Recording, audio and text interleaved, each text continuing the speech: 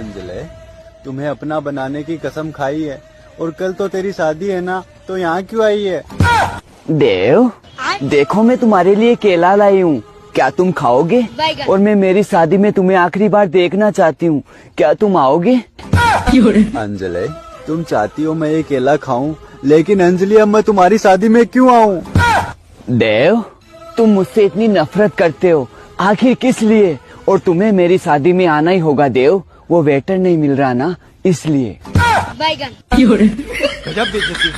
हमारे बगीचे में कल एक गुलाब का फूल खिलेगा। अच्छा। और देख लो देव, तुम्हें 400 रुपए और साथ में खाना भी मिलेगा।